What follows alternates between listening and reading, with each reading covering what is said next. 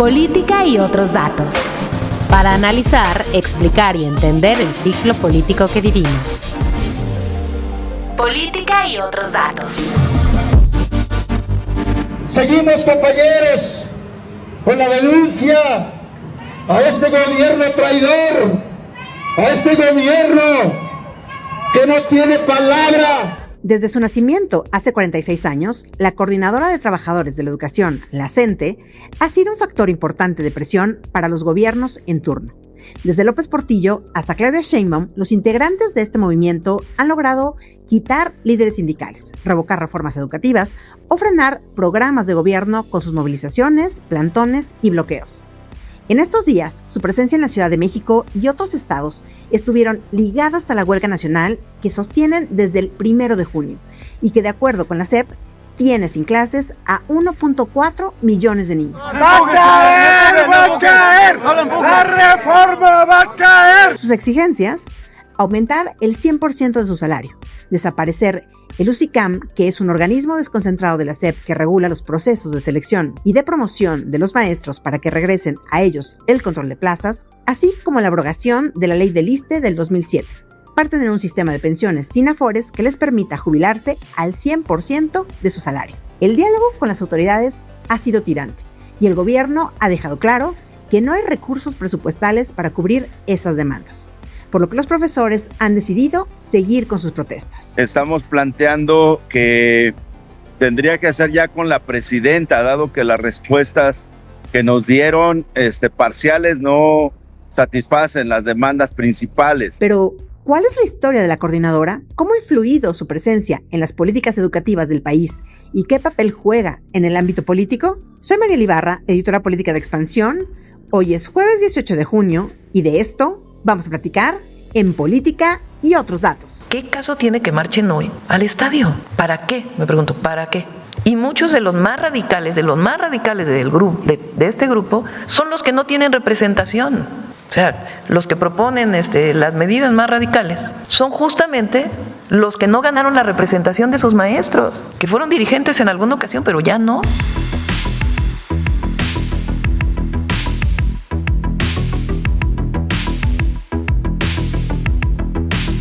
Bienvenidas y bienvenidos a Política y otros datos. Este jueves decidimos traer a la mesa el tema de la CENTE para conocer más a fondo su historia, el papel que ha jugado en las políticas educativas de la última década en el país y también saber qué tan viables son las exigencias en materia presupuestal y también cuáles son los efectos, por supuesto, en materia educativa para nuestros estudiantes. Y para ello, hoy están aquí dos invitados muy expertos en sus temas, a los que les doy una gran bienvenida a este espacio. Alejandra Macías, directora ejecutiva del CIEP. Ale, bienvenida. Hola, muchísimas gracias por la invitación. Y a Eric Avilés, director general de Mexicanos Primero en Michoacán. Qué gusto que estés por acá. Hola, ¿qué tal? Gusto en saludarles. Buenos días. Desde hace más de 15 días hemos tenido, y seguramente algunos hemos sufrido, la presencia de miembros de la CENTE tomando las calles del centro histórico de la Ciudad de México, bloqueando avenidas importantes, aeropuertos como el de Oaxaca, instalaciones de Pemex,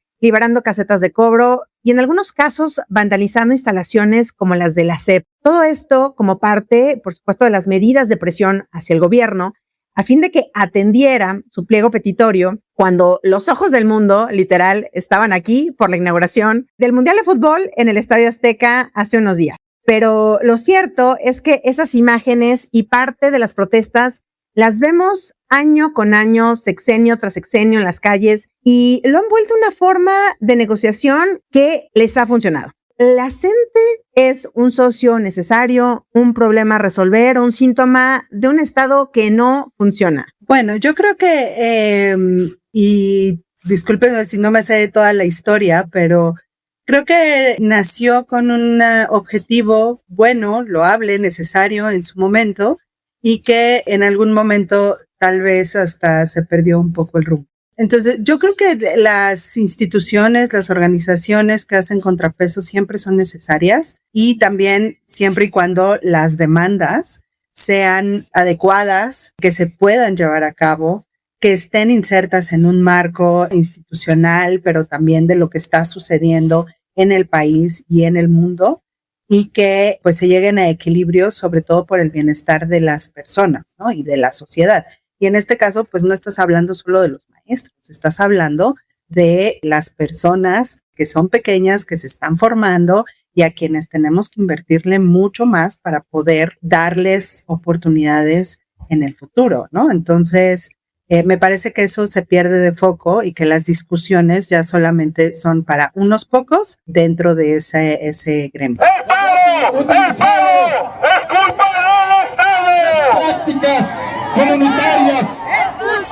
Porque también hubo gente, personajes que vendieron esa idea. Eric, ¿tú qué crees? Y contigo me quiero quedar también, y de una vez te lo voy preguntando, porque te propongo que también demos un pasito para atrás y nos ayudes a darnos unos datos claves del origen y de la historia de la CENTE, cómo nació la CENTE y cómo se ha ido transformando. Porque creo que las CENTEs son de esas organizaciones, esos sindicatos o esta coordinadora, que siempre la tenemos en la mente, pero realmente muy poca gente sabemos cuál ha sido su evolución de esta coordinadora. En diciembre de 1979 nace la Coordinadora Nacional de Trabajadores de la Educación, con la misión de alcanzar 3 objetivos. Primeramente, democratizar al Sindicato Nacional de Trabajadores de la Educación.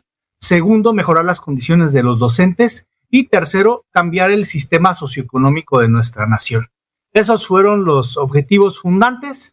Fue un movimiento que se desdibujó desde los 70s hasta finales de los 80s. En 1984-85 lanza un movimiento democratizador blanco, el propio CENTE, que se llamó Vanguardia Revolucionaria, que opacó el ruido que generó la coordinadora. Entonces eran unos pocos que estaban más bien en una posición muy precaria y prácticamente sin presencia en nuestra nación, hasta que vino el 88, en donde generaron un pacto político, el primero de sus pactos políticos, que les ha permitido seguir adelante, seguir vigentes. En 1992 se vuelven aún más necesarios y es en donde adquieren verdadera fuerza con la firma del Acuerdo Nacional para la Modernización de la Educación Básica, en donde el gobierno federal adelgaza y se deslinda de las responsabilidades de sostener los sistemas educativos estatales, con lo cual el dinero cada vez alcanzaba menos a nivel estatal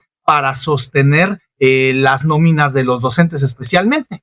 Por esta razón, se vuelven un aliado imprescindible del sindicato porque son parte del sindicato. Esto es importantísimo para entender qué es la CENTE. La CENTE es un grupo beligerante al interior del CENTE. Ni el CENTE los ha expulsado, los ha desconocido por absolutamente nada que hayan hecho, ni tampoco ellos han buscado generar un propio sindicato. Entonces viven dentro y son el brazo armado, mientras que el CENTE institucional es el que actúa con guante de seda y negocia con la presidenta y obtiene las prestaciones, las prebendas, las prerrogativas desde arriba, negociando por todo el magisterio nacional. La coordinadora negocia a nivel estatal una agenda específica que, como decíamos, desde 1992 busca complementar mediante lo que se llama la doble negociación, minutas de acuerdo que surgieron en 1995 aquí en Michoacán precisamente, en donde el gobernador de entonces y el actual senador presidente de la Comisión de Educación, Raúl Morón Orozco, signan la primera de ellas. A partir de ahí han buscado completar lo que al CENTE institucional no le dan. Entonces, bajo esa lógica es como operan y es como han estado aconteciendo las situaciones, porque también generan pactos político-territoriales desde los cuales ellos obtienen diputaciones, presidencias municipales, regidurías o hasta senadurías, o incluso algunos sindicalistas han llegado hasta ocupar gubernaturas, como hemos visto en su momento en el Estado de México, actualmente en Baja California Sur. En fin, todo esto cobra especial relevancia para entender por qué están tan presentes hoy y cuál es la agenda confidencial que los mueve, porque la agenda pública es USICAM, ISSSTE y el 100% de incremento salarial, pero ¿por qué justo cuando se están buscando generar los 17 comités de defensa de la Cuarta Transformación para los respectivos estados en la elección de 2027 y se anuncia que al final del mundial van a estar listos los nombres, es cuando mantienen esta presión en Ciudad de México? Vamos a ir para allá porque este dato que dabas, yo no sé si de verdad yo no lo conocía, mucha gente estoy segura que no, que son parte, o sea que realmente nunca han roto con el Sindicato Nacional de Trabajadores de la Educación, digamos que el sindicato oficial, ¿no? y que dices tú, podrían estar incluso trabajando, a ver, no digo que coordinadamente, pero me refiero, se complementan, ¿no? Dices tú, por un lado hay negociaciones y por otro lado hay exigencias mucho más fuertes, mucho más en la calle. Yo quiero traer lo que hemos visto en los últimos días aquí en la Ciudad de México y en otras entidades, en donde pues hemos visto la gran presión que se tuvo a días de la inauguración del Mundial, donde se decía que se iba a boicotear parte de esta ceremonia, ¿no? Se hablaba de ir al aeropuerto internacional, nos estaban llegando pues delegaciones, turistas, y bueno, en algún momento vimos cómo el gobierno federal estuvo muy comprometido y empezó a ofrecer muchas cosas que al final, bueno, para lo que tenemos ahora, no se concretaron, pero finalmente se les ha ofrecido mucho. Y yo quiero hablar un poco de esto para luego ir contigo, justamente, Ale, porque entre las cosas que se están pidiendo, el pliego de peticiones, hay unas que son muy importantes. Y es, además de lo que tú decías del UCICAM, que ahora vamos para allá, otra de las grandes peticiones, y esa es la que no cedió o no ha podido ceder el gobierno, es el tema de la abrogación de la ley del ISSSTE del 2007, donde están exigiendo eliminar el sistema de cuentas individuales de Afores para regresar al sistema solidario, me parece que le llaman, que les permita jubilarse con el 100% de su último salario. Ale, tú sabes, eres una experta en pensiones, eres una experta en materia presupuestal. ¿Esto es viable? A ver, poniendo aquí sobre la mesa que el director del ISSSTE, Martí Batres, con quien alguna vez negociaron y los apapachó, acaba de decir aquí en el tema de cuando era dirigente de Morena, pues ahora le toca negociar del otro lado y decirles, no podemos cumplir eso, costaría 20 puntos del PIB, son 7 billones de pesos, pero ¿qué significaría esto? ¿Es viable lo que están pidiendo los profesores? Definitivamente no. O sea, no hay recursos suficientes para poder financiar una abrogación o regresar al esquema anterior, ¿no? Y creo que más allá de los recursos también tiene que ver con una cuestión de justicia intergeneracional y de justicia actualmente, ¿no? Con toda la sociedad, ¿no? El problema es que tenemos un sistema de pensiones tan fragmentado que cada uno, ¿no?, lucha por diferentes cosas. Y la realidad es que, pues, todos somos trabajadores en este país y no todos tenemos el derecho garantizado de una pensión. ¿Qué significaría ahí, Ale? Es decir, cuando dices no sería justo, ¿qué significaría, digamos, para los que no entendemos bien el tema de cómo funcionan las pensiones? ¿Qué es lo que quieren y qué significaría para las nuevas generaciones? Mira, en principio, como te decía, está muy fragmentado el sistema de pensiones y cada uno tiene requisitos y beneficios distintos, ¿no?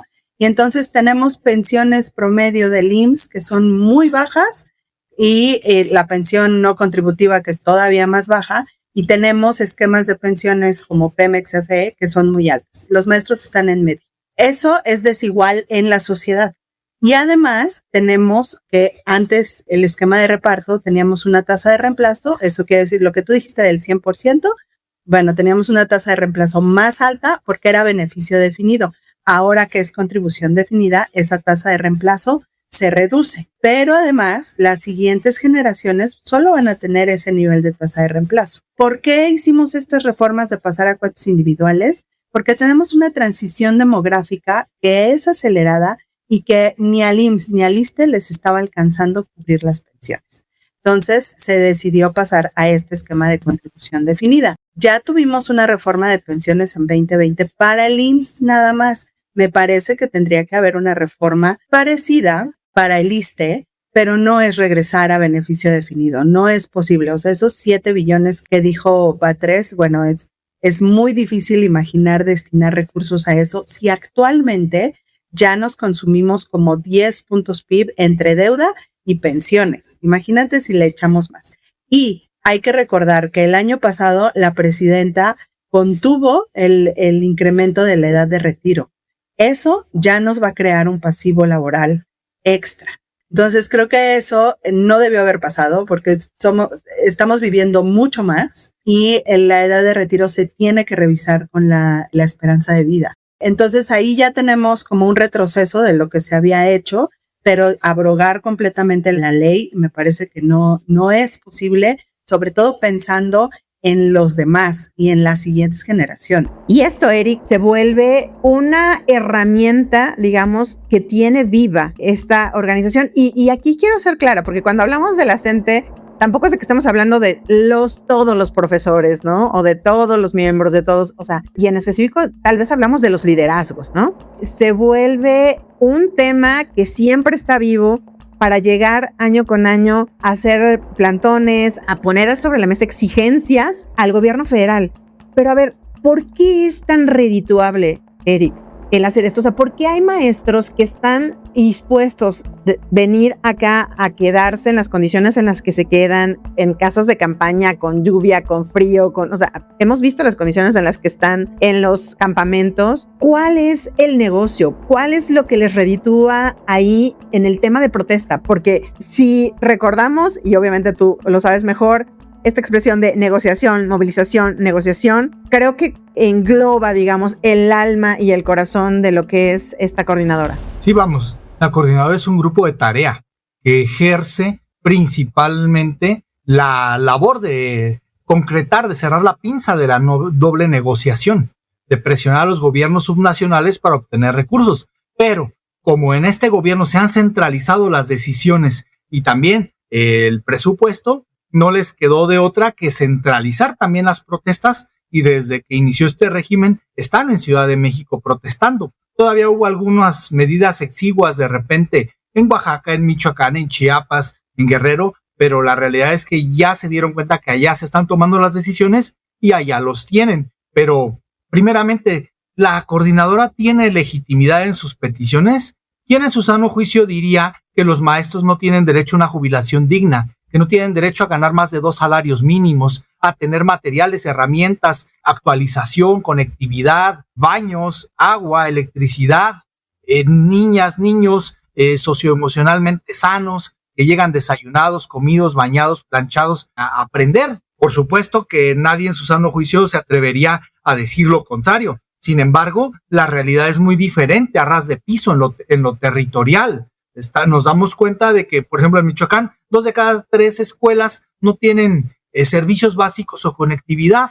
Solo 1 de cada 3 escuelas tiene estos servicios mínimos, indispensables, prerequisitos para poder aspirar a abrir la puerta en la mañana que ingresen niñas, niños, jóvenes a aprender. Esa base de legitimidad es indudable. Más aún, con la violencia, la pobreza, los maestros son los primeros que tienen contacto con hogares destruidos, con madres jefas de familia, con víctimas de violencia, de homicidios, desplazamientos forzados, el COVID-19. Todo esto los maestros lo recibieron de lleno, de bruces. Entonces, están sensibilizados, están pasando un muy mal momento la gran mayoría de los maestros rurales de este país, y pues se entiende por qué aguantan prácticamente todo en su desesperación y en su lucha social. Son los líderes naturales de las comunidades en las cuales imparten clases. No es para menos esperar que estén resistiendo absolutamente todo, pero el negocio no es que la base proteste, sino ser sus personeros. El tener una agenda pública,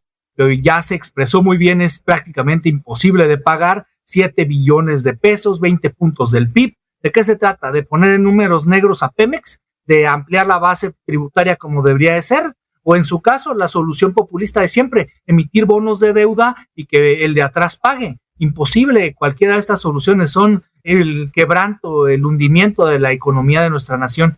Entonces, que lo que verdaderamente los mueve es una agenda confidencial. Y decíamos, son términos políticos. Primeramente, el meter a sus líderes naturales que están en claro conflicto de interés, que tienen ADN de la coordinadora, y a partir de ahí se volvieron diputados, presidentes de partidos, senadores, gobernadores, y ahora en el mare magnum del 2027 están buscando mejorar, presionar más al interior de Morena para obtener mejores prebendas, cerrar las calles, desmovilizar el sistema educativo en el marco del Mundial, cuando después de los atentados que hubo en el marco de la detención y abatimiento de Nemesio Ceguera el Mencho, pues hubo el rumor de que se iban a retirar las sedes mundialistas de nuestra nación. Esto no sucedió, finalmente se ratificó por parte de Gianni Infantino, pero casualmente enseguida el mismo funcionario que firmó el calendario escolar en junio de 2025 salió a decir, cadena nacional, que pues, estaría bueno parar el sistema educativo para ver el mundial a gusto. Se llevó la rechifla, vino Clara Brugada con el mismo resultado. No pudieron, pues bueno, ya pidieron refuerzos de 32 notables, 32 secretarios de educación, más el titular en CONAEDU. El 7 de mayo lo intentaron, van para atrás, tuvieron otra vez que recular. También estamos en diálogo con los maestros y las maestras. Ellos también nos han pedido la modificación del calendario escolar. Entonces tendríamos una respuesta la siguiente semana a partir de la evaluación de todos los secretarios de educación del país. Pero entonces lo que no consiguieron por la buena, ahora el aliado incómodo por la mala, en los hechos paró el ciclo escolar y bueno, ya hoy acumulamos 13 días de suspensión de junio en los estados en donde tienen la bota la coordinadora, al menos 1.4 millones de estudiantes. Hay quien habla de más de 2 millones de estudiantes que se quedaron sin clases y la sensación de anarquía en todo el país. Y finalmente, pues para que se levanten, además de lo político y de la desmovilización del calendario escolar,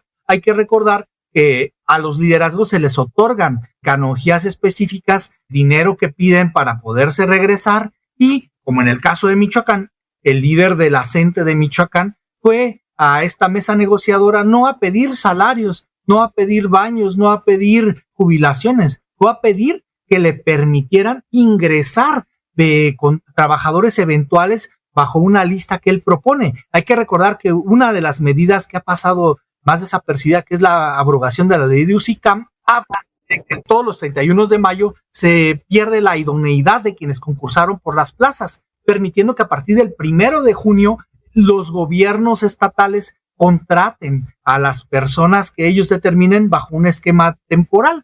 Y como saben esto, están presionando para meter ahorita sus incondicionales a cobrar en la nómina magisterial a manera de aviadores o de personas sin perfil, ya completamente sin concurso, prácticamente al margen de la ley por una oquedad que tiene ese queso gruyere llamado la Ley General de UCICAM. Ahí está la agenda confidencial y eso es lo que los tiene hoy movilizados. ¿Cómo podemos buscar una salida a ese movimiento que hoy cumple 17 días en huelga, que hoy cumple 17 días en plantón, que hoy cumple 17 días en movilizaciones y necesitamos que haya un compromiso de gobierno a la no represión? Pero ahorita también están ya levantando actas amenazando a mis compañeros que estamos en huelga, que los van a aplicar el cese por no estarse presentando a su centro de trabajo. Justo más allá de la negociación político-coyuntural, que por lo que nos dices está siempre metida en la médula de todo, ¿qué impacto real tiene justamente el esquema de control de plazas y los acuerdos salariales? Porque aquí tú también pusiste, Eric, un tema muy importante sobre la mesa y es, tampoco podemos voltear, cuando hablamos de la CENTE, no podemos desconocer las necesidades que tienen las escuelas de México, las necesidades que tienen los profesores, las necesidades que hay en las comunidades rurales, en las propias entidades. Nos hablabas tú de Michoacán, que lo conoces bien. Y claro, creo que aquí queda claro que estamos conscientes de todas las necesidades del sistema educativo. Y yo empezaría, Ale, diciéndote, recuérdanos cuánto del PIB le destinamos a la educación y cuál es la situación presupuestaria de este rubro y a cuáles son los programas que este gobierno le ha dado prioridad y también pues la poca transparencia y digamos que observaciones, incluso por parte en algunos de estos programas que ha tenido por parte de la Auditoría Superior de la Federación, ¿no? Un poquito para saber cuáles son las prioridades en materia educativa. Claro que sí, mira, se destina 3.2% del PIB alrededor, ¿no? No se ha movido esa cantidad durante los últimos, 5 o 6 años, ¿no? Es alrededor de 1.2 billones de pesos. Más de la mitad va a nóminas de maestros, al FONE, ¿no? Que se reparte a entidades federativas, y otra muy buena cantidad pues va a las becas, ¿no? Los 2 programas de becas que se tienen ahora, que es el Rita Cetina y Benito Juárez.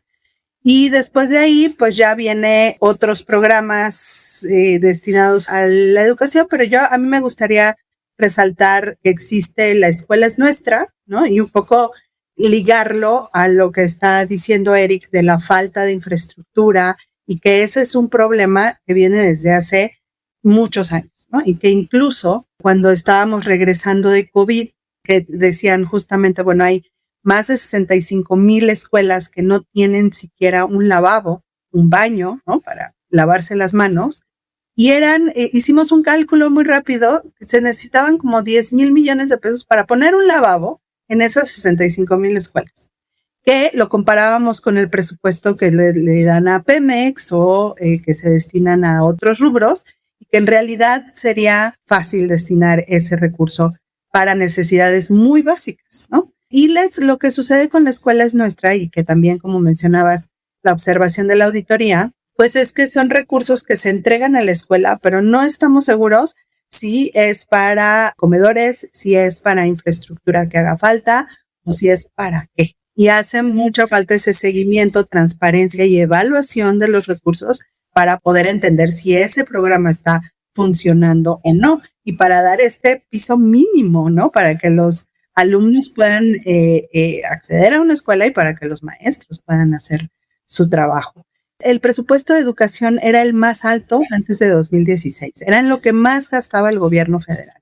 Después de esa fecha empieza a ganarle, digamos, terreno el gasto en pensiones. Entonces ya se volvió una prioridad en el presupuesto el gasto en pensiones, porque está con el envejecimiento, ¿no? Cada vez más personas van a tener esta pensión y además crean esta pensión no contributiva. Entonces eso va desplazando el gasto en educación y el gasto en salud y el gasto en infraestructura. Entonces, ¿no?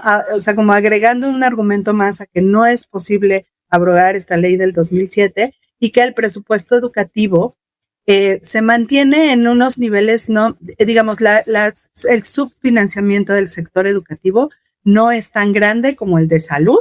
Sin embargo, la estrategia, el uso de esos recursos creo que tiene que cambiar, ¿no? Y ser revisado y tener otra estrategia educativa pues pronto, porque lo que vemos es indicadores que además se dejaron de calcular por la eliminación del INE y tal, o sea, hay cosas que se dejaron de ver y entonces necesitamos entender cómo mejorarlo también a la luz de tantas transiciones que estamos viviendo en México y en el mundo. Eric, y yo quiero regresar contigo para el tema justamente del UCICAM, para que nos platiques rapidísimo qué es este UCICAM, porque es la carrera, ¿no?, de las maestras y los maestros del sistema para la carrera del magisterial, digamos, pero explícanos exactamente, porque lo que sí vemos es que esto se puso sobre la mesa desde hace un rato. Platícanos, porque cuando hablábamos de las plazas de los docentes, nos recuerda a la reforma de 2013 de Peña Nieto, en donde se hablaba de quitarle el control de las plazas a los liderazgos de la CENTE y del CENTE, o sea, a los sindicatos o a la coordinadora. Se hizo una reforma, no estamos diciendo que sea la mejor reforma, simplemente estaba ahí. Luego vino algo con Andrés Manuel López Obrador que no le gustó a la coordinadora, pero cuéntanos ahí el tema de las plazas, cómo se deciden y qué es lo que quieren los profesores de la coordinadora. Con mucho gusto. Bueno, primeramente, la Ley General de UCICAM actualmente se encarga de regular el ingreso, la permanencia, la promoción horizontal y vertical, ascensos o mejores salarios, así como los cambios de adscripción de los maestros.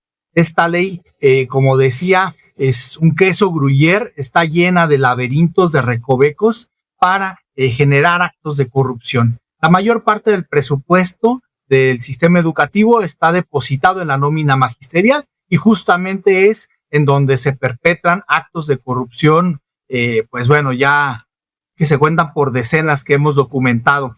En 2013 se promulgó la Ley General del Servicio Profesional Docente, la cual abrogó la previa en la que se establecía que una comisión sindical con las autoridades se ponían de acuerdo en estos procedimientos y entablaban las reglas para cada año, para cada convocatoria. Se llamaban comisiones mixtas. Esto por la corrupción que implicaba que los líderes imponían lo que querían y que las autoridades se ponían de acuerdo para dejar de ser gerentes públicos y convertirse en accionistas del gobierno y dejar ahí a sus incondicionales durante décadas cobrando, pues cayó.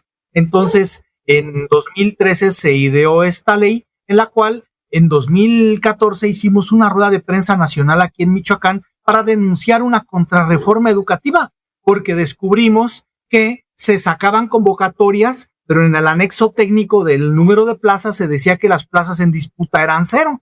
Entonces, los profesionistas que participaban y que resultaban con más altos puntajes, simple y llanamente no tenían plazas a las cuales ellos ser acreedores y recibirlas. Primer acto de corrupción. Después, cuando pasaba el 31 de mayo, no se entregaban plazas, pero eran contratos temporales de manera discrecional y muchas veces con el salario retroactivo desde agosto. Entonces era una simulación, una farsa. Segundo, las plazas semiautomáticas, este mismo procedimiento, pero para los normalistas. O sea, a los normalistas, cuando era la plaza automática, les generaban un concurso a modo en donde decían, hay 1080 plazas, pero solamente los egresados de las normales pueden participar, y prácticamente con poner su nombre y dibujar un garabato ya tenían ellos una plaza docente. Esto cuando los normalistas son aliados. Cuando se convertían en semiautomáticas en el modo manual, pues resulta que no son mis aliados ahorita, entonces les dejo vencer la idoneidad y el 1 de junio les doy un contrato temporal. Y así los tienen durante años, a pesar de ser egresados normalistas titulados y ya estar frente a grupo, los tienen renovando su contrato temporal y repitiendo el mismo proceso, porque simple y llanamente en ese momento no son aliados políticos. Estas dos medidas perviven al día de hoy y funcionan. En Michoacán están operando plenamente y derivado de ello es que los normalistas protestan año tras año aquí en la entidad y que tienen a la coordinadora, tienen a Educación Superior, la propia secretaria de Educación está sentada ahí en lo que se llama Consejo Directivo de UCICAM y toman decisiones colegiadamente para socializar las responsabilidades que implica todo esto, que todos estos subterfugios que tiene la ley. La ley es indefendible, concuerdo plenamente con lo que busca la coordinadora, abrogarla, pero ahora el reto permanece.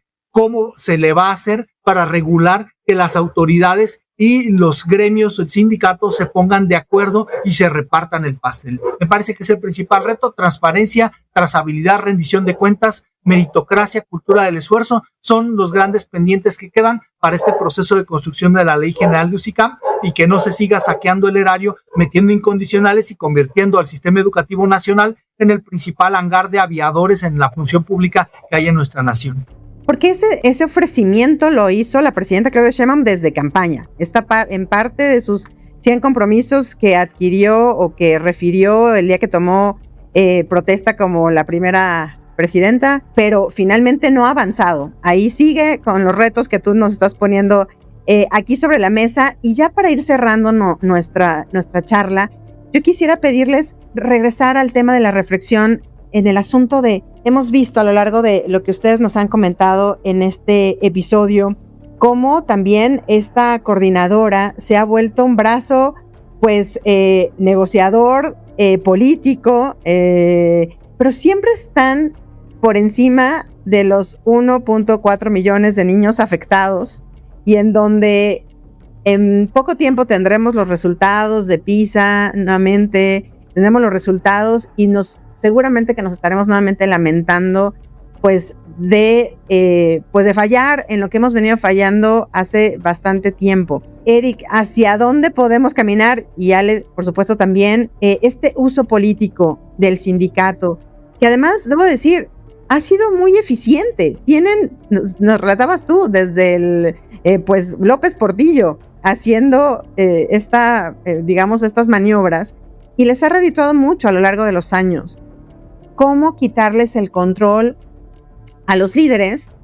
Eric, cuando tú mismo nos dices, ¿no? Nos pones sobre la mesa, se negocian posiciones políticas también. O sea, el sindicato y la coordinadora como uso político de la educación.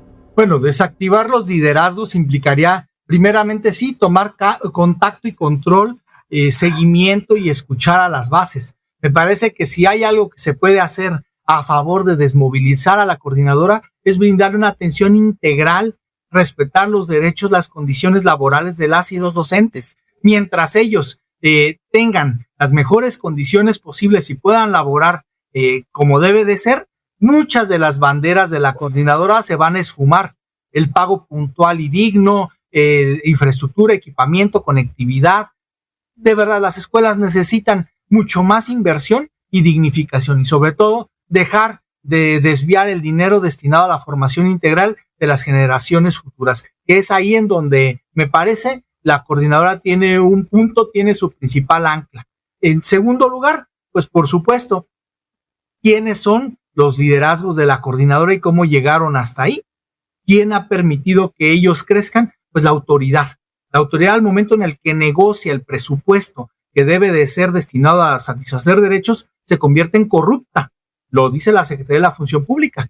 Y los liderazgos de la coordinadora se convierten en corruptores. Vamos a repartir 300 plazas, tú asignas los nombres de 150 funcionarios y yo los de los otros 150. No tienes nombres, no sabes cómo hacerle, eres nuevo en el cargo, no te preocupes. Yo las reparto por mis redes de tráfico, las vendo en las redes sociales, en Marketplace, en Facebook, en los grupos de WhatsApp y me encargo de distribuir. Simplemente tú recibes tu portafolio con billetes chiquitos. Y así es como han operado y como muchos secretarios de educación de los estados han resuelto su vida. Trabajan 1 año, 2 años y no vuelven a tocar un GIS, no vuelven a trabajar en toda su vida y resuelven su existencia. Y eso es profundamente indignante e inaceptable. Me parece que tiene que haber mucho más control sobre cómo se usan los recursos educativos en nuestro país, que es en donde han ellos crecido ampliamente. Y también hay que decirlo, hay que perder la costumbre inveterada desde 1988 al menos para acá de pactar con la coordinadora, porque todo pacto que se genera con ellos después tiene un costo. Y ahí estuvo Cuauhtémoc Cárdenas en el 88. Así fue el nacimiento del PRD. Después vino Morena. Después de que ganó Morena, siguen pactando en el 21 y en el 24. Y bueno, esos pactos en política se pagan. Y lo que se puede pagar con dinero en política es lo más barato. Lamentablemente se paga exponiendo, comprometiendo el futuro de las generaciones de los próximos 30 o 40 años cuando contratan a una persona con secundaria trunca como si fuera maestro. Y los tienen ahí como aviadores, como golpeadores, como movilizadores, como agitadores sociales o como operadores políticos para el día D. Y viene el 2027. Es momento de encarar, de arrostrar a los liderazgos políticos, a los aspirantes y decirles directamente, ¿tú vas a pactar con la coordinadora? Vamos a ver en las casillas una vez más a los operadores de la coordinadora haciendo lo mismo de siempre. Vamos a ver qué nos responden los aspirantes. Y aquí yo nada más agregaría, para darle el micrófono a Ale, por supuesto, el tema de, bueno, también con la CENTE, el sindicato oficial, digamos, pues hay una estrecha relación en donde el sindicato, que pues también se ha podido acomodar con todos los gobiernos de todos los partidos, lo vimos en su momento con el PRI, después con el PAN, en el gobierno de Fox, de Calderón, bueno, la ruptura obviamente con Peña Nieto y el encarcelamiento del Bester Gordillo en su momento, pero ahorita nuevamente los vemos muy alineados y muy acomodados con Morena, senadores, como decías tú, del partido, e incluso pues ayudando a afiliar, ¿no? A los maestros, pues ya a Morena, como públicamente lo han dicho, ¿no? Pero Ale, cuando regresamos nuevamente a la mirada al tema presupuestal, no podemos dejar de decir, porque siempre hablamos del gran faltante sobre la mesa, que es esta reforma hacendaria, que es esta reforma fiscal para poder tener mayores recursos para todas estas necesidades que se tienen, sí, pero hablábamos también hace un momento de la poca transparencia, de cómo se manejan los recursos que sí hay hasta el día de hoy y cómo se deciden los presupuestos y qué es importante o no para los gobiernos. Y bueno, tú nos decías hace un momento, el presupuesto de educación no ha cambiado, no ha subido y más bien se ha redirigido, ¿no? ¿Qué tendríamos que estar haciendo ahí? Estamos a nada, sí, de las elecciones, pero también a nada de que se presente el presupuesto para el próximo año. Sí, justamente, mira, a mí suelen decirme que cuando hablo de presupuesto sale todo el mundo deprimido. Yo salgo muy deprimida de esta conversación después de escuchar a Eric y solamente del presupuesto de educación. Yo creo que hay 2 cosas que debemos tomar en cuenta. Uno es cómo involucramos o cómo nos involucramos los padres de familia en todo esto, ¿no? Porque al final, pues somos los representantes de las siguientes generaciones que no están siendo formadas como deben formarse y que son los adultos del futuro que tienen que ser productivos, que van a pagar impuestos y que van a sostener este país con una población de adultos mayores cada vez más grande. Entonces, ¿no? Como que toda la discusión es entre maestros y el gobierno y sus acuerdos, Pero ¿dónde queda esa tercera parte que somos todos los padres de familia y que no reclamamos, no demandamos una mejor educación para nuestros hijos, ¿no? O sea, somos demasiado pasivos. Esa es una. Y la otra es lo que mencionaba, o sea, estamos dejando de darles oportunidades a los chicos, a las siguientes generaciones que no, o sea, que tenemos la esperanza, ¿no? De que ellos, porque al final, si regresamos a un esquema de beneficio definido, es porque la siguiente generación va a pagar las pensiones que estamos demandando ahorita. Pero cada vez se está haciendo más pequeño. Y eso ya lo podemos ver en el número de alumnos, sobre todo de preescolar y de la básica. Se está haciendo más pequeña la matrícula. Son dos razones. Uno, porque va disminuyendo la población y otra, porque deserción escolar, ¿no? Pero eso hay que tomarlo en cuenta porque va a ser una presión en mediano y largo plazo, ¿no? Y la otra, cuando hablas de reforma hacendaria, pues no, o sea, hablamos, ¿no?, de reforma fiscal y hablamos de impuestos tal vez, pero justamente tenemos que voltear a ver cómo estamos ejerciendo ese gasto. Y si hay tanta evidencia de cómo estamos haciendo mal las cosas, sobre todo en el presupuesto educativo, me parece una irresponsabilidad para la sociedad en general y para el futuro de este país que siga sucediendo, ¿no? Entonces necesitamos involucrarnos más en la discusión y estos recursos pues no son del gobierno, no son de la CENTE, son de nosotros, son de los que pagamos impuestos y de los que tendríamos que estar pues más activos demandando que las cosas cambien.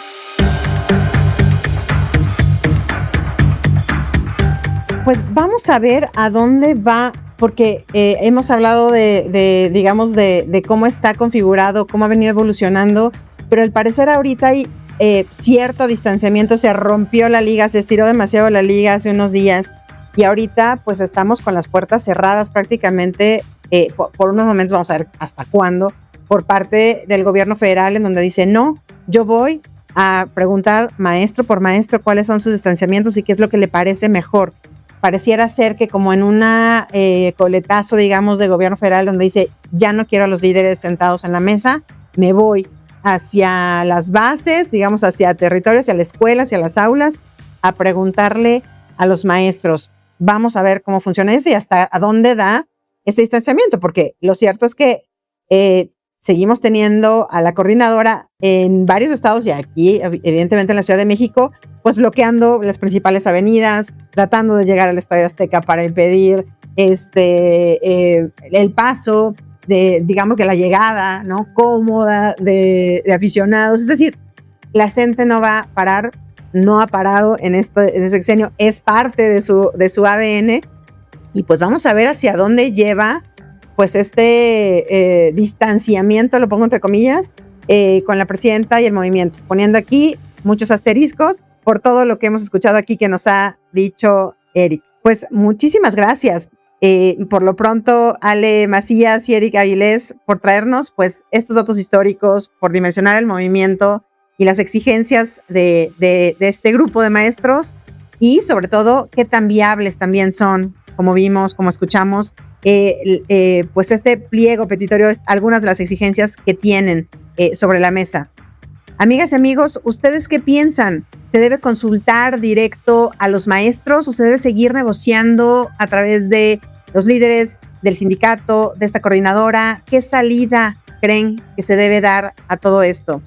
Déjenos sus comentarios en la plataforma en la que nos escuchan y si les gustó este episodio, compártanlo para que podamos llegar a más oídos. Gracias a María Roqueñí por la coordinación de invitados, a Leo Luna por la producción de este episodio y a Mónica Alfaro, responsable de audio y video. Yo soy Mariel Ibarra, editora política de Expansión. Síganos en las redes sociales de Expansión. A mí me encuentran en Instagram como Mariel Ibarra F. Nos escuchamos la próxima semana con más política, más explicaciones y también con otros datos. Bye, bye. Toda la información, detalles y seguimiento de los personajes políticos de México y el mundo en política.expansión.mx. Política y otros datos es un podcast de Expansión.